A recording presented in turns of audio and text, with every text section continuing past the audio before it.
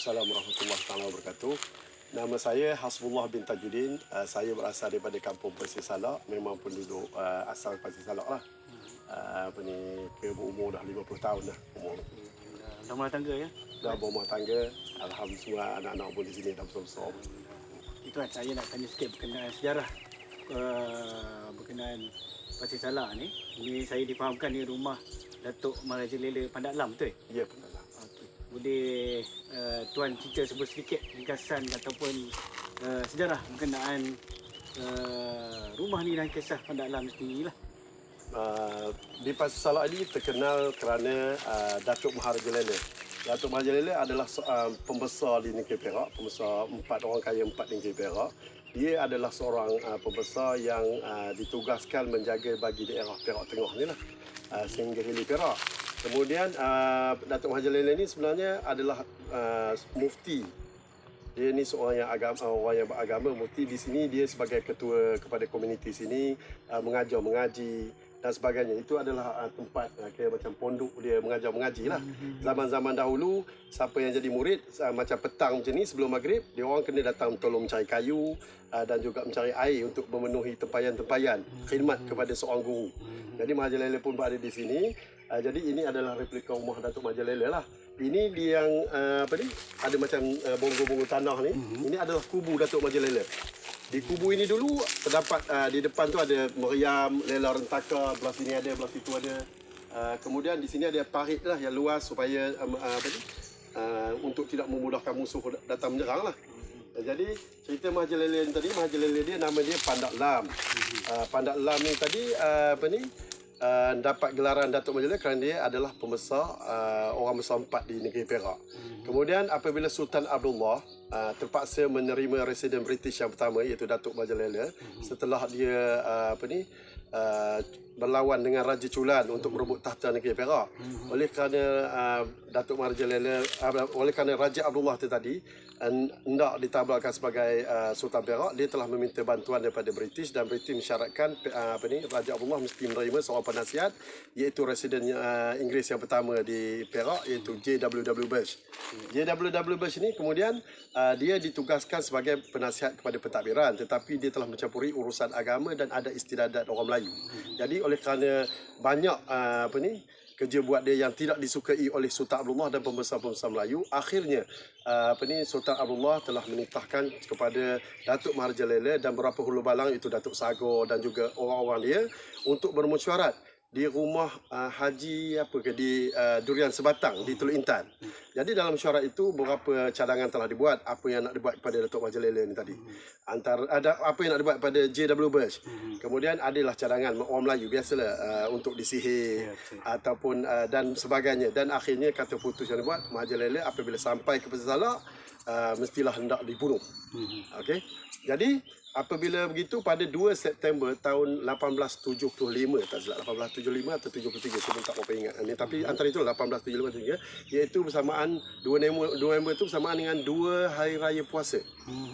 Waktu Maharajalela datang sini, dalam diceritakan dalam sejarah Datuk Maharajalela tengah mandi, dibunuh oleh Bush tengah mandi, dibunuh oleh orang-orang Datuk Maharajalela, tapi sebenarnya bukan. Bush itu dikatakan dibunuh ketika dia manjat rumah orang. Dia masuk untuk mengambil anak dara, buat jahat dengan anak dara orang sini lah. Waktu itu banyak orang anak-anak dara sini yang dibawa ke Pangkor untuk jadikan gundik-gundik. Itu sebab ada orang kalangan orang Melayu yang dulu yang muka macam muka campur sikit lah, kahwin campur sikit. Jadi mereka ni dibawa ke Pangkor. Sebab di situ ada pentadbiran British di Pangkor, kalau mengingat perjanjian Pangkor lah. Jadi J.W. Bush pun waktu itu naik, kemudian Puntum dan Puntum, Ngah Kamadin, lepas tu ada beberapa orang pahlawan-pahlawan Melayu iaitu akhirnya membunuh Bush. Mayat Bush kemudian dihumban di sungai, kemudian dia dihanyutkan, akhirnya diambil di Teluk Memali di kawasan ini, lebih kurang dalam 8 km daripada sini. Kemudian itu kerana itulah ada jerat 6 jerat orang putih di Teluk Memali tu. Dan sampai sekarang pun masih dibayar allowance orang yang menjaga tu RM40 sebulan tak silap, dia oleh kerajaan British, kerajaan British. Sampai sekarang, tapi sudah naik kot RM80 dah sekarang ni.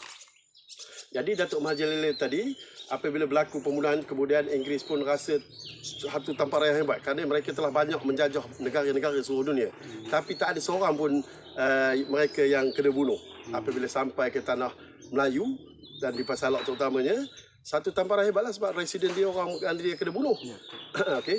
Jadi bila dah habis itu, British akhirnya menghantar pasukan seramai 500 orang termasuk askar-askar dia, askar Gurkha dan sebagainya, 500 orang menang peperangan yang pertama sekali pada 1875. Tak lama sebulan, 3 bulan lepas itu, yang hebat berlaku di Bandar Tua, lebih kurang dalam 4 ke 5 km daripada Pasalak ni. Masa pertempuran yang pertama dia kalah, orang putih kalah. Kemudian dia datang lagi dengan lebih ramai lagi. Akhirnya Datuk Mahathir Jalil terpaksa berundur sebab ada kalangan kita yang belut. Okey. Dan bila berundur tu sikit demi sikit akhirnya yang belut tu tadi Datuk Mahathir Jalil pun tertangkap. Apabila Datuk Mahathir Jalil tertangkap, dia telah dibicarakan di Taiping, Larung Batang Taiping. Bila sampai di Larung Batang Taiping, kemudian dijatuhkan hukuman gantung sampai mati. Tetapi dikatakan cerita daripada orang-orang lama, apabila digantung tak mati. Sebab tu apabila tergantung tak mati, sebab undang dihukum tadi mana digantung saja, bila tak mati lepaslah. Tapi kejap itu Inggeris ubahkan dia punya hukuman tadi kepada gantung sampai mati. Akhirnya barulah Datuk Mahathir ditanam, kemudian ditanam di sana, di Taiping. Jadi ada juga diceritakan di kalangan orang lama Datuk Mahathir Jalil ni orang-orang yang berilmu. Jadi bila nak tanam tu dia tak boleh lagi akhirnya dikatakan dikerat-kerat. Itu cerita-cerita yang tak kesahihan, tak adalah. Tapi yang nyatanya Datuk Mahathir Jalil seorang ulama yang memang seorang yang hebat. Dan nak menembak dia pun dikatakan masa itu kalau nak tembak dia tu dia tak boleh nembak pada badan. Kalau pada badan dia tak ada mencederakan dia. Dia kena tembak ranting tu kena kepala dia, baru dia akan itu kelemahan dia. Ilmu tu tak sama ada benar atau tidak, tapi pada saya segala ilmu ni sebenarnya orang dulu ada benda ni, tapi orang zaman sekarang ni memang susah kan. Macam tak logik. Tapi dalam tak logik pun banyak benda yang dulu akhirnya menjadi logik sekarang ni. Okey, di sinilah Datuk Mahathir Jalil bertahan melawan orang putih dulu. Kemudian di sini ada satu terowong dulu sampai ke Bandar Tua tu. Tetapi oleh kerana dah banjir dan sebagainya, badai besar, akhirnya terowong tu pun dah hilang. Jadi kita boleh pergilah ke rumah Mahathir Jalil ni. Okey, di sini dulu rumah Mahathir Jalil ni. Di situ wakaflah tempat Datuk Mahathir Jalil mengajar anak-anak mengaji. Kemudian di sini adalah pondok-pondok di situ tadi ada meriam letakkan di hujung buku sana ada meriam. Kan? Kemudian syarat-syarat rumah orang Melayu ni dia mesti ada 3. Pertama-tama sirih, pinang, kemudian telaga. Syarat wajib dia. Mesti ada, orang Melayu mesti ada tu. Pasalnya sirih dengan pinang tu mestilah. Kan? Kemudian ini bentuk rumah Melayu Perak. Dia panggil rumah kutai. Rumah kutai ni dia sebelum dinaikkan dulu dia panggil ada tiang seri. Kalau tiang seri ni orang dulu-dulu dia letakkan daun setawa. Kemudian letakkan rumput sambar dan berbagai lagi lah untuk dia dipanggil memulih. Tapi saya ingat mula dulu awak rasa syirik, tapi sebenarnya bukan. Itu cuma satu adat saja. Kemudian di bawah tiang seri itu tadi dia letakkan duit shilling. Kadang 20 sen, kadang biasa itu 20 sen lah. Duit shilling tu gunanya dia sebagai, awak dulu pun fikir apa pasal letak duit bawah tu, rupa sebagai dia punya absorber. Mana orang Melayu dulu bukannya ni, dia orang memang bijak. Cuma dia tidak ada, orang Melayu dulu kerana tidak ada satu penulisan. Jadi kerana itulah kita banyak benda-benda yang ni, penceritaan daripada mulut ke mulut, akhirnya benda tu hilang. Apabila dah ada yang tak berminat kan. Jadi waktu itu memang orang Melayu ni sifat menulis ni kurang sikit lah. Kurang sikit sebab yang kita tahu yang menulis waktu itu Munsyi Abdullah dan beberapa orang lagi itu je kan. Sejarah-sejarah itulah yang dapat kita baca sekarang. Tetapi kalau kita baca buku daripada Franz Ferdinand tentang sifat-sifat orang Melayu macam itulah. Dia kata orang Melayu ni opini. Jadi inilah rumah orang Melayu. Orang Melayu ni dia mesti ada seni dia. Iaitu dinding dia sebelum dia buat rumah dia mesti tengok keadaan cahaya matahari sebab pencahayaan. Kemudian dia punya pengudaraan bagi sejuk. Jadi kita boleh naik, tapi naik ni kena berhati-hati sikitlah ya. Boleh naik. Okey. Kita naik sini. Ini rumah ni. Rumah Melayu mesti ada rumah tangga, kemudian anjung, naik ke tepi ni tempat yang ni. Pisau tekan ni awak besar. Okey, ini rumah tangga lah ni panggil ni. Rumah tangga kemudian dengan dinding tepas lah. Ini depan ni bagi sirkulasi untuk udara lah, bagi sejuk. Sebab orang-orang dulu dia sejuk. Tak ada pakai kipas Dia tak pakai kipas untuk sejuk. Lepas tambah pula zaman dulu hutan banyak. Jadi memang sejuk sangat lah. Jadi di atas ni memang nampak macam awal Arab ni. Tapi sebenarnya ini semua untuk pengudaraan bagi sejuk. Kemudian orang Melayu ni dia mesti menghadap kepada matahari tropik ni. Sebab untuk bagi cahaya yang terang kan. Okey, ini lepas tu dengan selak-selak. Dulu dia tak buat menggunakan paku, lebih kepada selak-selak. Okey, ada ni dekat mungkin. Yang baru yang sekarang ni pun macam ni juga, tapi dia kaedah lain lah. Sama je kan. Tapi orang Melayu kita main cerdik, bukan tak cerdik. Papan ini panggil papan kembung. Papan kembung. Kemudian dia ada juga siling macam ni, tapi bukan siling macam ni lah. Dia pakai kayu apa? Kayu. Kalau dulu ni? dia biasa kayu-kayu cengal dan sebagainya lah. Meranti cengal kan. Kemudian di Anjung, Sepanjung dia ada ruang tengah. Ruang tengah ni biasanya di atas pada ni, dia tinggi, ruang tengah dia tinggi. Atas tu dipanggil loteng. Loteng ni dulu dia buat di lantai kan elok. Kemudian dia buat untuk menyimpan zaman Jepun, anak-anak dara simpan atas. Sebab Jepun selalu kan sorokkan di atas kan. Jadi itulah guna loteng tu, fungsi loteng tu. Kemudian dia ada bilik, satu bilik. Ni tengah ni. Kemudian ada antara tengah dengan dapur tadi, dia memang diberi ruang kosong kat sini. Sini. Soal rumah lama ya. Ikut mana paku ni paku. Yang tengah ni memang ada ni. Ikut paku ni Okey, ni. Ini selain daripada ni bolehlah untuk menadah air. Tandas dulu mesti di bawah. Bukan di dalam rumah Kemudian ada dapur kayu. Lepas tu dia punya lantai ni tadi daripada ada pokok rombia. Batang rombia tu kemudian dibelah, dijadi. Kemudian dia letaklah kadang-kadang letak buluh. Rapat-rapat. Pada tahun 70-an waktu tu orang dulu ni, ini cerita lain lah, bukannya tu lah. Mereka suka ngendap. Jadi orang perempuan mungkin pakai kain. Jadi itu yang jadi buat apa-apa tu. Dulu kan. Ada skodeng kan? Skodeng kata bahasanya ni kan. Jadi ni buat apa-apa ni. Kemudian di sini para dia lah untuk meletakkan bahan-bahan makanan, pisang di atas ni. Kemudian kadang tu di sini letak lempuk macam royan tu dibungkus jadikan lempuk, gantung pada dapur ni. Jadi dia akan bertahan bertahun-tahun lempuk tu. Ya, lempuk tu tahan bertahun-tahun. Jadi maknanya lempuk tu bila tiba nak buat dodol, ambil lempuk tu masukkan dalam campuran dodol tadi. Itu pun kira. Ni ikan-ikan lah, dulu ada ikan huan, disalai letak kat sini kan. Okey, dapur ni lah. Inilah dapur dia. Dapur bagi orang Melayu dulu. Parah Dia memang ikan asal rumah Datuk Majalila dulu. Mana rumah Majalila ni ke rumah yang paling cantik lah. Orang yang paling kaya waktu dulu. Waktu dulu orang yang paling kaya. Jadi di sini ada tangga lah.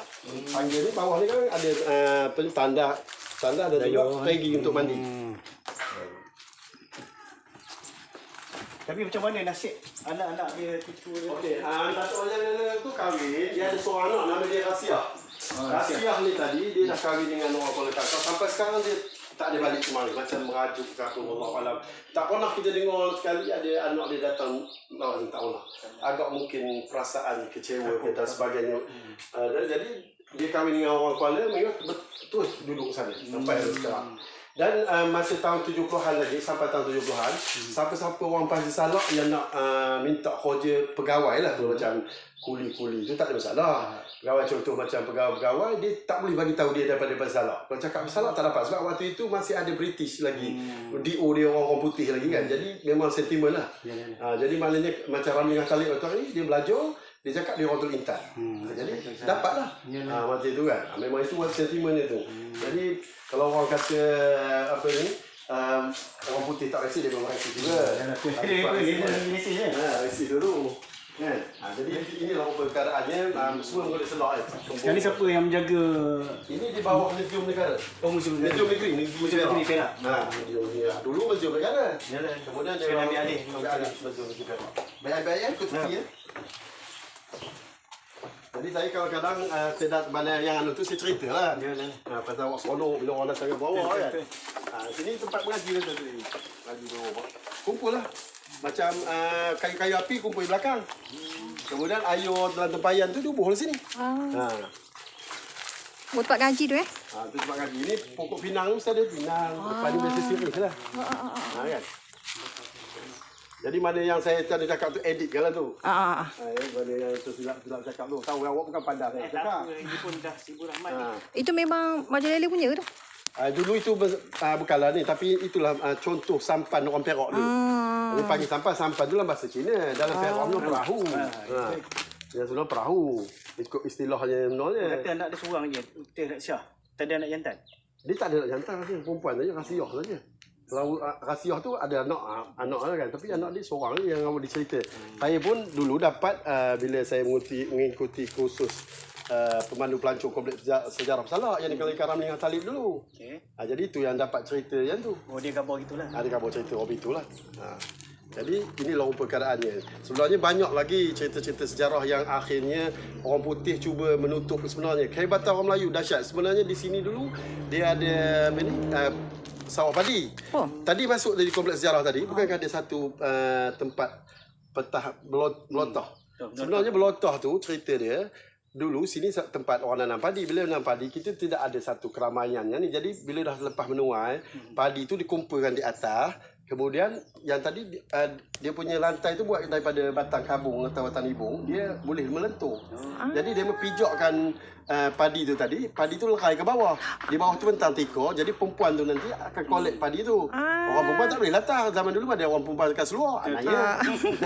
Jadi dia pijak-pijak, adalah lagu dia. Itu yang lagunya Lotahi dia sambil tu sambil ada lagu Perak kalau kita tengok itu lagu. Lepas tu lagu dia campurkan lagu-lagu macam yang nasyid tu lah, baju putih, selendang putih, mari dibawa pergi mengaji. Lagu-lagu itulah lagu-lagu rakyat orang itu orang Perak lah. Jadi dia pun inilah apa ni malam tu keramaian lah macam tu. Jadi pijak-pijak dapatlah padi. Sebab padi tu pun lah ke Sibur Rahmat lah, satu benda yang cukup hebat waktu itu kan. Jadi itulah cerita lebih kurang. Tapi banyak benda cerita yang hebat-hebat yang banyak tak ceritakan. Sebab sebenarnya orang Melayu dulu ada teknologi. Bukannya ni, cuma mechanical yang dibuat tu tak ada mesin, tapi lebih kepada alam apa ni?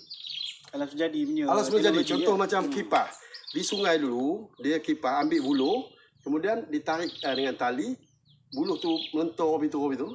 Akhirnya kipas tu sendiri lah. Dia bukan kipas macam yang kita bayangkan, dia kipas macam kain panjang. Jadi macam tu, dia beralun tu. Dia ada teknologi, dia ada mechanical dia ada, tapi bukan ni lah. Maknanya banyak benda dia buat. Contoh macam nak padi, nak mengelerai padi katakan, dia ada juga. Semua ada. Lepas tu macam nak buat yang tepung, mesin tebu dan sebagainya ada. Memang ada. Termasuk yang dekat tadi ada tengok jam matahari tu. Tapi dia bukanlah perlu tepat sebab orang dulu bukan nak pergi berjabat. Dia cuma nak tengok untuk waktu solat. Waktu solat, jadi anggaran dia betul. Kalau kita tengok tu dia betul sebab dia pun dibagi, bukan dia terus tegak je, tak ada dia boleh buka sebab dia punya cuaca bulan 1 sampai bulan 4 kedudukan matahari boleh. Jadi dia boleh ubah-ubah kan. Itu memang Melayu kita punya. Melayu kita punya. Memang orang Melayu dulu ada. Dia sandai tu mana dia. Memang ada jam matahari tu. Orang Melayu kita bukan hebat. Janganlah kita rasa Melayu ni apa tahu. Sebenarnya satu benda yang masalah pada orang Melayu kita adalah kerana kita membandingkan yang buruk orang Melayu dengan yang baik orang bangsa asing.